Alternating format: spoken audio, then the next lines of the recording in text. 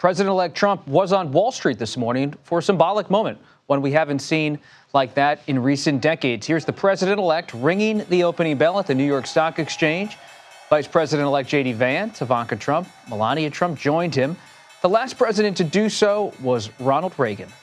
We also learned today that Trump will succeed Taylor Swift as Time Magazine's Person of the Year. It's the second time Trump has been awarded that distinction. And while in Manhattan today, the president-elect discussed how it's different this time around. I think I like it better this time, actually, but we did a good job. We had a great first term, despite a lot of turmoil caused unnecessarily. But the media's tamed down a little bit. They're liking us much better now, I think. If they don't, we'll have to just take them on again, and we don't want to do that. We begin with our Nikole Killion in West Palm Beach, Florida. Nikole, great to see you. So President-elect Trump was at the New York Stock Exchange. You're down in Florida. He's now back in Florida. What's the message on the economy? Well, look, what was interesting about that interview that he did with Time Magazine, and keep in mind the interview was done back in late November, he actually acknowledged that it could be hard to bring grocery prices down, which is significant because that is something that he heavily campaigned on, curbing inflation. And he said, you know, once prices are up, it's hard to get them down. It's really hard. That being said, he's obviously committed to doing so. And he told CNBC in a separate interview today that he hopes that Americans will start seeing lower grocery prices soon, and really kind of speaking more to the comprehensive economic approach. For instance, obviously, if he moves forward with tariffs, he tries to incentivize American businesses and other companies to do business in the United States, create their products here. In doing so, and that in turn, he believes will ultimately bring prices down across the board. So that's kind of the broader sell or argument, if you will, with respect to his economic plan. And the big talk among those in President-elect Trump's inner circle is the Time Magazine cover. Let's listen to what Trump had to say about that. I do want to thank Time Magazine. I've been on the cover many times. I don't know who has the record, but I can only probably talk well about 25% of the covers. 25% are great. The others I just sort of hide. Nikole, President-elect Trump also gave a wide-ranging interview to Time Magazine as part of that cover story. What were your big takeaways after reading it?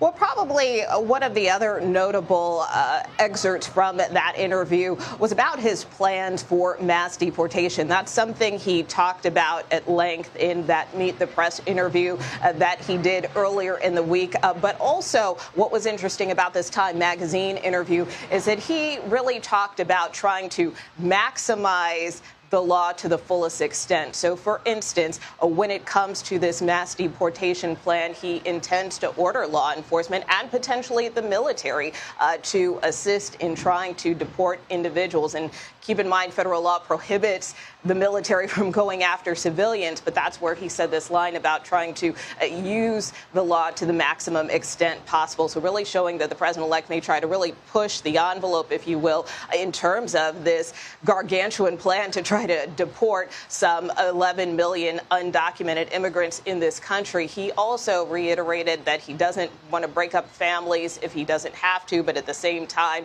he feels that if needed, perhaps deport the entire family back. And he also talked about the possibility of having to build detention camps here in the United States as a temporary haven in that deportation process. And he said something to the effect of, I don't care, kind of whatever it takes to get him out, we got to get him out.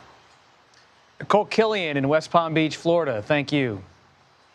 Let's bring in our new senior White House reporter, Jennifer Jacobs. Jen, great to have you here on set. Welcome to CBS News. I know a lot of people have been saying that to you during the course of your time here the last few days. You've been busy reporting. One of the big scoops you've gotten for CBS News so far is that President-elect Trump has invited the Chinese President Xi Jinping to come to the inauguration.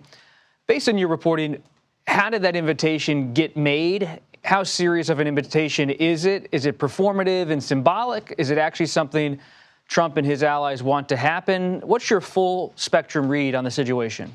How it happened, the details are a little fuzzy on that, but our sources told us today that it came outside of the normal diplomatic channels. So it wasn't a very formal invitation where it went through the regular channels. It was some sort of a back channel. It's a little fuzzy there. Did he mean it seriously? I'm sure he did. I mean, you know, Donald Trump loves to host, for one thing. So he likes to make people feel welcome and to feel like he has a bond with them. And I know a lot of world leaders are trying to get an audience with him these days. I was told that, you know, the staff have had to limit the phone call time for all the leaders who are calling to congratulate him. It's as little as a minute is what they're giving them. There's executives who want to go see him. Everybody wants an audience with Donald Trump right now. So his time is one thing he can bestow as kind of a gift to Xi. So as far as I know, he was extending an informal invitation to Xi saying, hey, if you want to come to this event, I'd love to have you. We just broke the news that indeed they're not expecting him to come. So it does not sound like he's going to be in D.C. for the inauguration. Based on your conversations with your sources, what else are you expecting potentially from the Trump inauguration in 2025? Well, I know that a lot of world leaders are going to come. We are expecting heads of state. We're expecting a lot of foreign dignitaries. We were told today that the inauguration has actually designated someone to handle protocol for the event. So that's just an interesting take. There's always been foreign dignitaries in the audience in the past.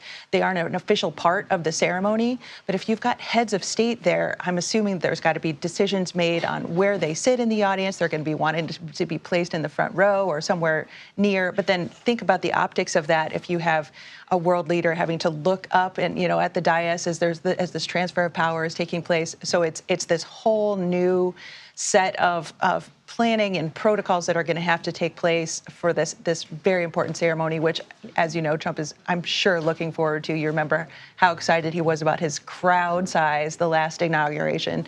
And now, and back then, he was kind of a mystery to people. He wasn't very well known on the world stage. Now, world leaders are treating him almost as an incumbent, right?